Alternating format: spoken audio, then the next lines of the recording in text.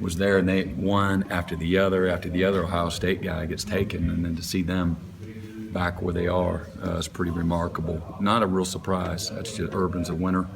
Knows how to recruit, got a great staff. They know how to coach, and one thing that you always see about his football teams, they just kind of get better and better and better as the year goes on.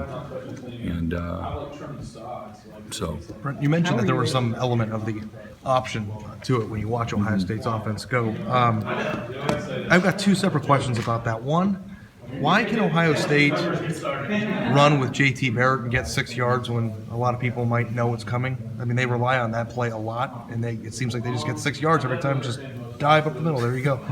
Two. Thanks. Yeah. No, I've convinced myself it's not 6; it's less than 6, but now it's back to 6. No, it might be 8. Yeah, I hear you, brother. I hear you.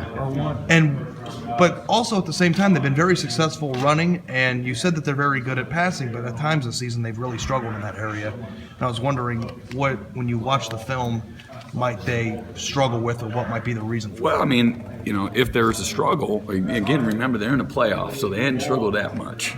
All right, let's be clear. If they have, it's throwing situations too, and so people are dialed up, to stop the throws too. Why is he having so much success? Because he has. It's not like he just takes it and runs the quarterback ISO, and they'll do that too. Usually there's another component, whether it's formationally, where there's formationally, there's tempo, there's an edge run that's tied into it, an outside run. There's a read, he's doing what the DN's telling him to do. Just like Thomas does at Georgia Tech. If that end's crashing, he's pulling it. He ends up the field, he's ducking it, and it's a constant stress to you, but it all starts with the dive, and they know that, so they can do it lots of different ways. They can give you the dive in your face with the quarterback pulling it, with a quarterback pitch, with a quarterback throw, all in one play. And so you have to have those 4 components covered. That's why it's so successful. And then when you have an experienced guy that's a gifted runner, he's going to have success more than not. And then they do a great job putting him in successful situations. And so they're not just lining up in 2x2 and the back's here.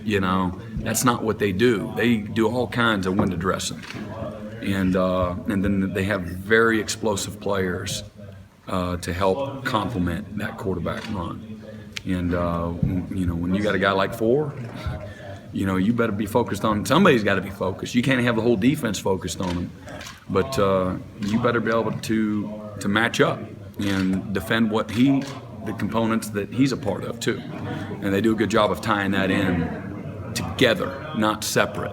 It's not like they get in the I-backs and run the toss to 4.